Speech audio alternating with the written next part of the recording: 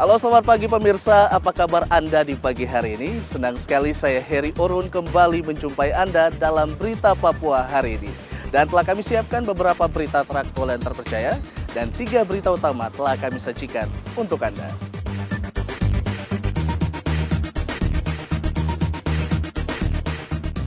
Seorang polisi gugur saat baku tembak dengan kelompok separatis di distrik Kiwiro, Kabupaten Pegunungan Bintang. Simpan amunisi dan senjata ASN Kabupaten Yaukimo ditangkap polisi. Sepekan jelang pembukaan, atlet dan ofisial cabur dari berbagai daerah sudah tiba di klaster PON Papua.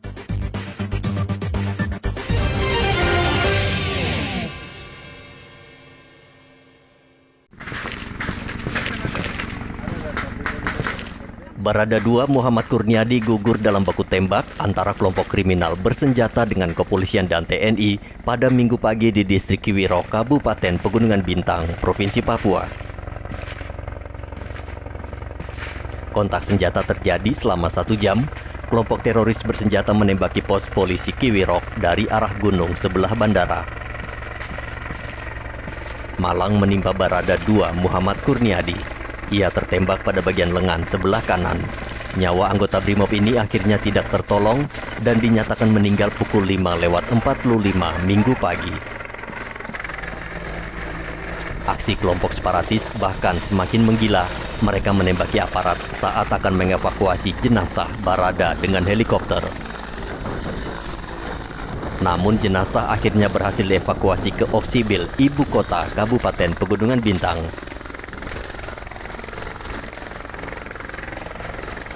Medan yang sulit menyebabkan polisi dan tentara kesulitan menangkap para pelaku yang lebih menguasai medan. Pada hari ini, Minggu 26 September 2021, pagi-pagi subuh telah terjadi kontak tembak di distrik Kiwiro dan saya atas nama keluarga besar Polres Pegunungan Bintang mengucapkan duka cita yang mendalam atas gugurnya salah satu personel Polri, yaitu almarhum Baratu Anumerta Muhammad Kurniadi Sutio.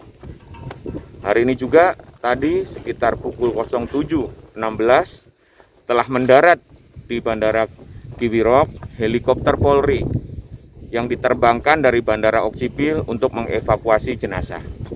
Dan pada pukul 07.43 heli berhasil mendarat di Bandara Oksibil. Selanjutnya jenazah kita semayamkan di RSUD Oksibil dan pada pukul 09.45 jenazah kita terbangkan ke Jayapura. Sejauh ini sudah 3 korban tewas diserang kelompok teroris bersenjata berturut-turut. 13 September, tenaga kesehatan Gabriela Meilani tewas dianiaya kelompok ini. Lalu menyusul Prada Ida Bagus pada 21 September dan terakhir Barada 2 Muhammad Kurniadi. Rian Tonai melaporkan dari Kabupaten Pegunungan Bintang.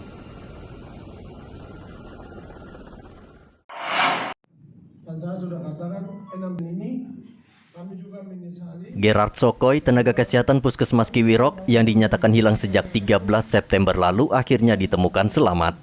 Selama belasan hari, Gerard tidak diketahui rimbanya setelah diserang kelompok teroris Papua di distrik Kiwirok, Pegunungan Bintang.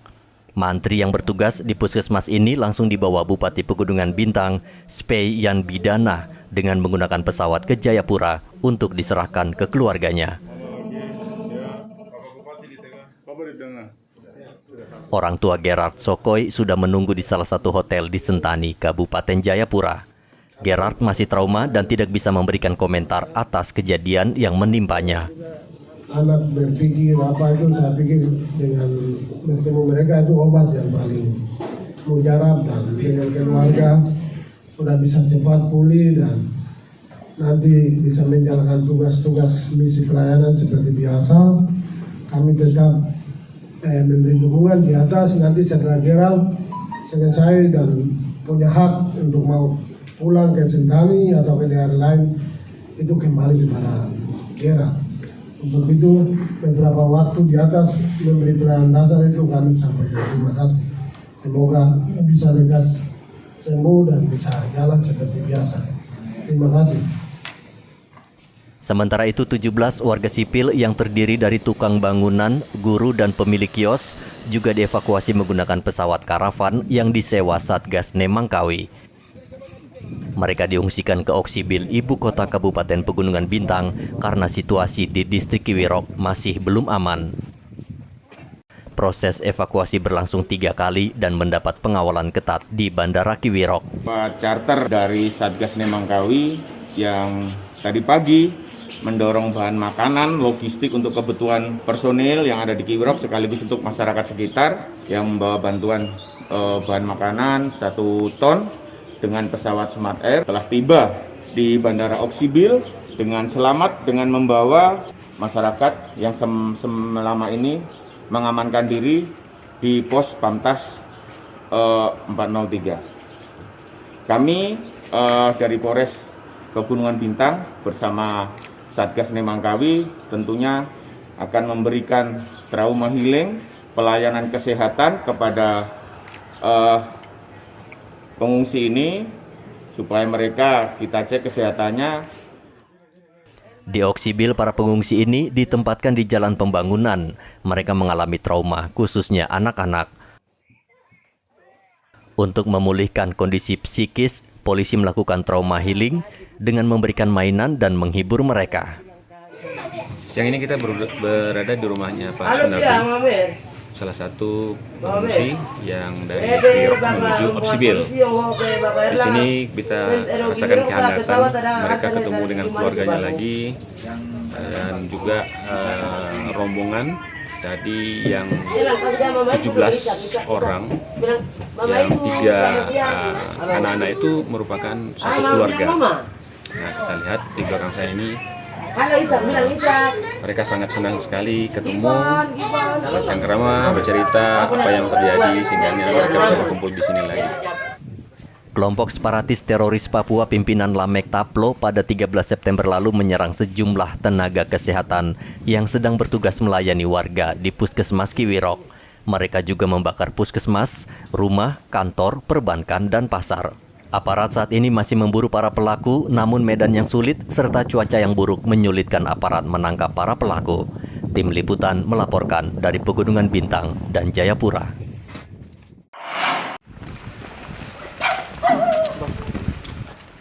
Aparatur sipil negara berinisial ES yang bertugas di Kabupaten Yaukimo, Provinsi Papua, Sabtu lalu ditangkap polisi karena diduga menjadi penyuplai senjata dan amunisi untuk kelompok separatis di Yaukimo. Penangkapan bermula saat polisi menggelar razia kendaraan di depan Mapolres Yaukimo. Saat itu pelaku ES yang melintas menggunakan mobil box diperiksa. Polisi menemukan ES membawa magazin sehingga ditangkap. ES mengaku menyimpan sejumlah amunisi dan magazin di rumahnya, sehingga polisi menuju rumah pelaku dan menggeledahnya. Polisi menyita 2 magazin, 26 butir amunisi kaliber 5,56 mm, 8 amunisi kaliber 38, parang dan laptop yang diduga berisi dokumen Papua Merdeka. ES ini adalah salah satu ASN di Kabupaten Yaukimo yang masih aktif dan sekarang sudah lakukan penahanan dalam bersangkutan. Karena ternyata setelah lakukan penggeledahan ditemukan butir amunisi 5,6 ST, C, 8 butir amunisi 38, kemudian 1 buah magazin, pasang pakaian loreng, kemudian jaket, noken, buah parang, dua buah kapak, sabit, kemudian badik, banyak alat perang lainnya yang termasuk ada alat komunikasi, laptop, dan beberapa alat komunikasi lainnya termasuk komputer. Ini disita semua dari kediamannya. Setelah kita dalami dapat petunjuk di HP yang bersangkutan banyak hal cerita tentang kekerasan yang ada di Yaukimo. Nah, itulah bukti petunjuk yang didalami yang diterima oleh diketahui oleh penyidik ya, diketahui oleh penyidik sehingga membuktikan dan penyidik melakukan penahanan terhadap ES. Saat ini pelaku sudah ditahan di Mapolres Yaukimo guna pemeriksaan lebih lanjut mengungkap pemasok senjata api dan amunisi. Rian Tonai melaporkan dari Jayapura, Papua.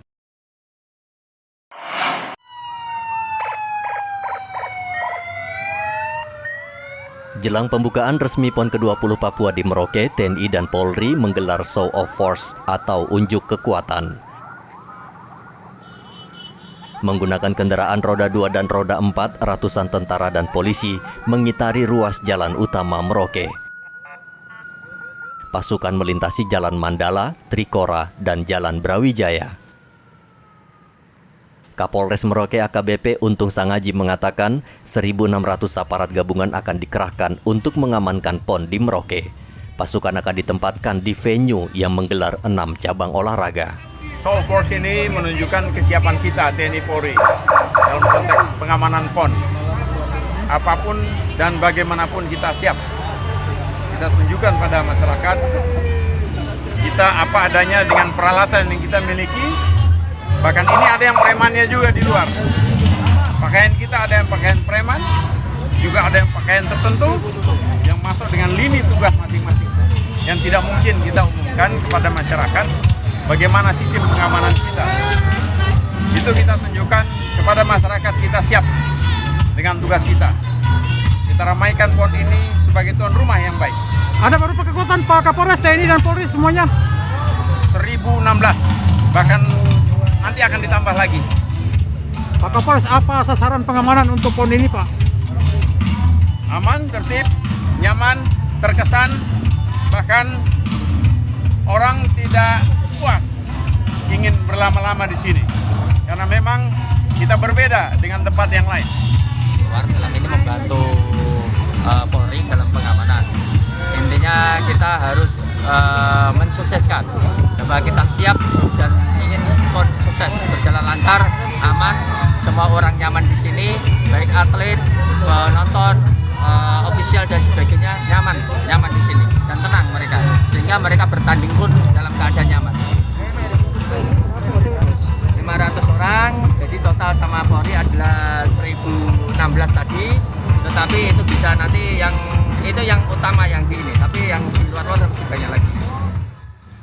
PON ke-20 Papua digelar saat pandemi belum berakhir dan gangguan keamanan yang dilakukan kelompok teroris bersenjata OPM. Namun pemerintah berkeyakinan PON ke-20 akan berlangsung sukses dan menjadi catatan sejarah penting bagi rakyat di bumi Cendrawasih. PON Papua akan digelar di 4 klaster dan akan dibuka resmi Presiden Joko Widodo pada 2 Oktober mendatang. Muhammad Ridwan melaporkan dari Merauke, Papua.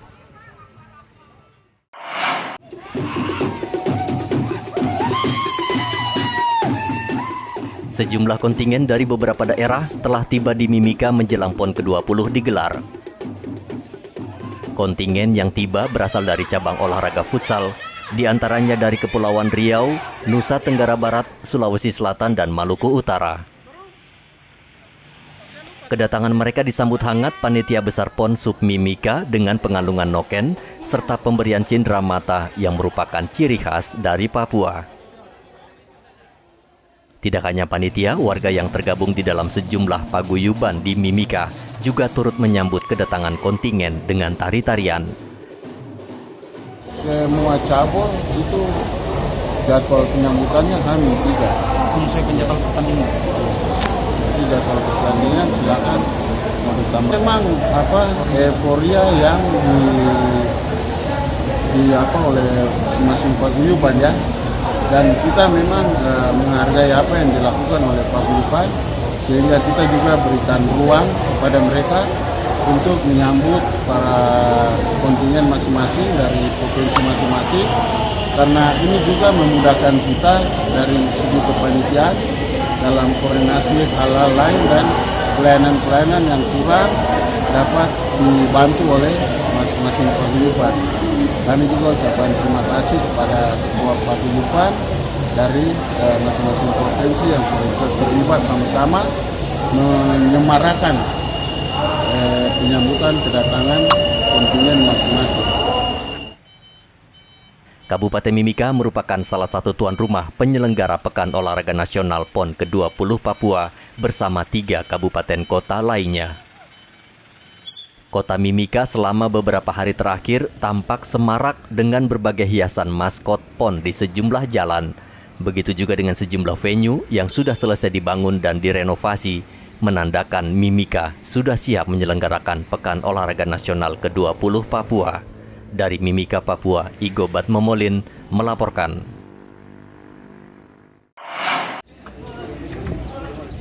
Pertandingan perdana tim futsal Papua melawan tim futsal Sumatera Utara berlangsung pada Jumat lalu di Gor Futsal di Jalan Poros SP5 Mimika, Papua.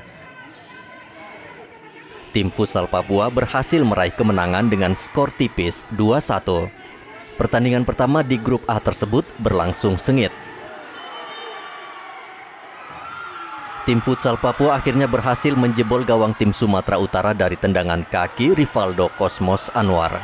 Kemenangan 1-0 tidak menyurutkan serangan tim tuan rumah. Serangan akhirnya membuahkan hasil. Tim tuan rumah kembali menambah gol dari tendangan Ardiansah Runtuboy dan skor menjadi 2-0. Tim futsal Sumatera Utara akhirnya bisa memperkecil skor melalui tendangan Syauki Saud dan skor berakhir 2-1 di babak pertama. Di babak kedua, tim futsal Sumatera Utara berusaha mengejar ketertinggalan. Namun hingga peluit akhir berbunyi, skor tidak berubah. Dan tim futsal Papua memenangi pertandingan perdana. Pertandingan futsal ini digelar dengan pengamanan ketat TNI Polri. Penonton juga wajib menunjukkan surat vaksin dan harus menggunakan masker. Dari Mimika, Papua, Igobat Momolin melaporkan.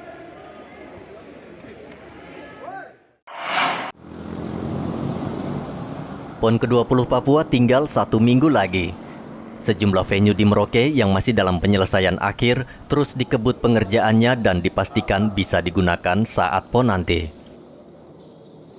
Merauke menjadi tuan rumah pelaksana 6 cabang olahraga, gulat, anggar, bola kaki putri, lomba bermotor, catur, dan wusu. Khusus untuk venue gulat dan wusu di Kompleks Gedung Olahraga Hiatsai Merauke, saat ini masih dalam tahap proses penyelesaian akhir. Para pekerja terlihat bekerja siang dan malam untuk mencapai target pelaksanaan nanti. Sementara Stadion Katalpal yang akan digunakan untuk pertandingan bola kaki putri sudah rampung dan siap digunakan pada saat lomba. Penyelesaian mungkin hari ini kita harus selesai. Dan untuk pertandingan kemungkinan tanggal 29 sudah mulai. Jadi kita di sini semua sebenarnya sudah steril karena masih ada pemasangan yang sedikit-sedikit harus kita kerjakan. Ya terutama listrik, grafis, mungkin yang lain juga kayak seperti karpet kita gini-giniin plastik-plastiknya supaya bersih area gitu aja Pak. Oke. Iya. Bang Rahmat yakin bahwa bisa dilaksanakan ya tepat waktu? Bisa, ya? insya Allah bisa. Sejumlah atlet dari berbagai daerah sudah mulai berdatangan ke Merauke, salah satunya kontingen dari Papua yang hari ini sudah menggelar latihan di Gedung Olahraga Merauke, Papua.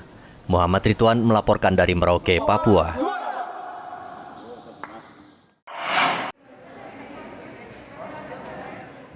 Ratusan siswa SMP Negeri 1 Merauke Jumat lalu divaksin di aula sekolah.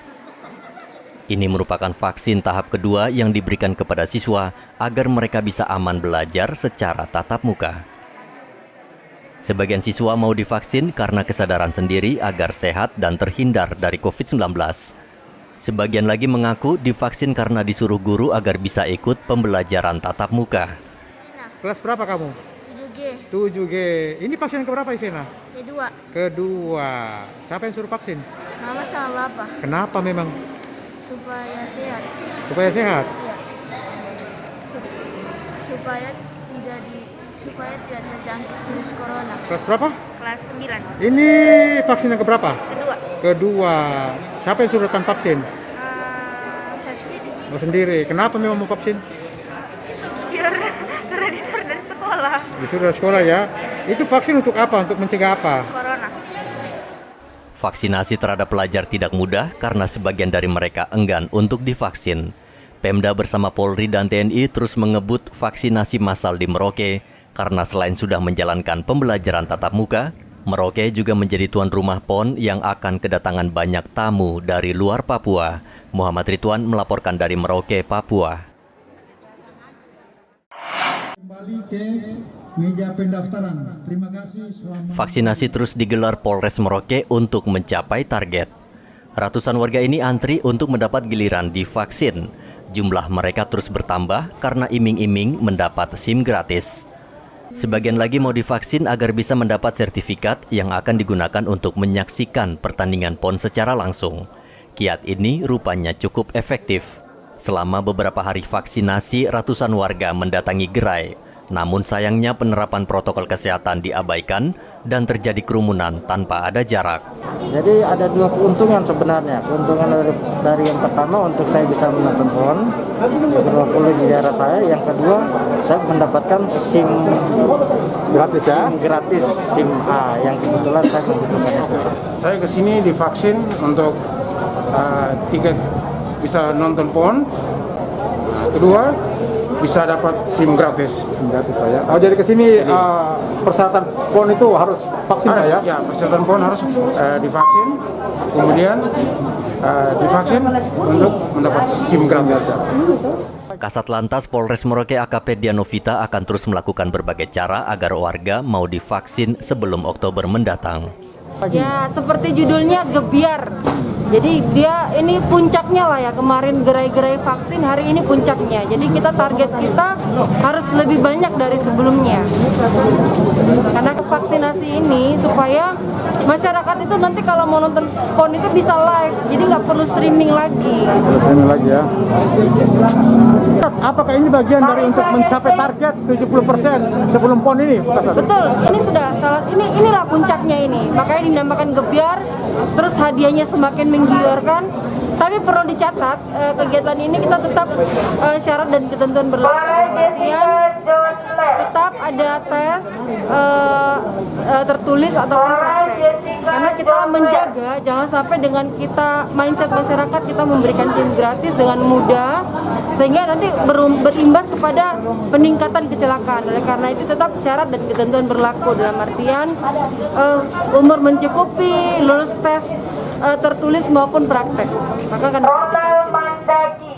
Pemda menargetkan 70% atau sekitar 124.000 warga Merauke sudah divaksin sebelum penyelenggaraan PON ke-20 digelar.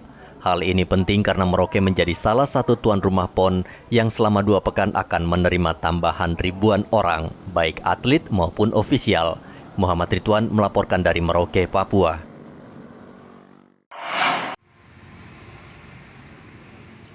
Jumlah kasus COVID-19 di Merauke saat ini terus menurun.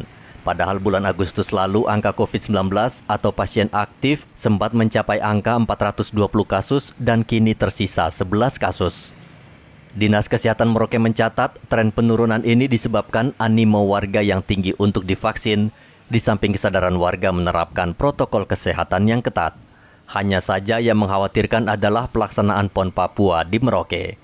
Dinas Kesehatan meminta kewaspadaan yang tinggi dari warga dan tetap menerapkan prokes ketat karena Merauke akan kedatangan tamu dari luar, sebagian berasal dari daerah dengan jumlah kasus COVID-19 yang tinggi di Indonesia. Bukan menghilang, pertambahan kasus kita dibandingkan bulan sebelumnya. Kalau sebelumnya tiap hari pertambahan kasusnya itu 30 sampai 50. Sekarang ini memang sudah menurun, rata-rata pertambahan kasus kita per hari tidak sampai 10, ya maksimal 10, ya. Jadi kan sudah menurun temuan kasus baru, ya. Kalau di sananya 50-50-nya sembuh, di sininya temuannya sedikit, otomatis kan kasus turun. Jadi kalau bukan karena PON ya? Ya, bukan karena PON, karena orang bilang karena PON. Semua dilihat seluruh Indonesia dan Papua aja nggak cuma oke, semua turun kok. Ya. Karena apa dipertanyakan juga di sana. Kasus kita saya sudah jelaskan itu loh. Kalau mau percaya, kan sudah saya bilang temuan kasus kita per hari itu sudah turun sekarang gitu. Itu logikanya sehingga memang kasus turun karena memang kasus harian kita temuan kasus harian tadi yang saya bilang loh. Secara nasional memang turun ya. Yang penting sudah diperhatikan saja yang saya bilang. Temuan kasus kita di bulan Agustus rata-rata 30 sampai 50. sekarang rata-rata di bawah 10 per hari, sudah turun ya, sudah kasusnya pasti menurun lah. Himbauannya dok, himbauan untuk warga masyarakat agar tetap menjaga. Iya, intinya kan harus tetap jaga prokes. Karena sudah dari awal sudah dibilang itu aja sebagai kunci untuk kita menekan penyebaran. Jika terus terkendali, kasus COVID-19 di Merauke akan terus menurun. Sementara sejak Januari 2021, jumlah kasus pasien COVID-19 yang meninggal dunia 250 orang. Muhammad Ridwan melaporkan dari Merauke, Papua. Pemirsa, informasi tadi mengakhiri jumpa kita dalam Berita Papua hari ini. Saya Heri Orun, mewakili seluruh kerabat kerja yang bertugas, mengucapkan terima kasih untuk kebersamaan Anda. Selamat pagi, selamat beraktivitas, dan Wanyambi.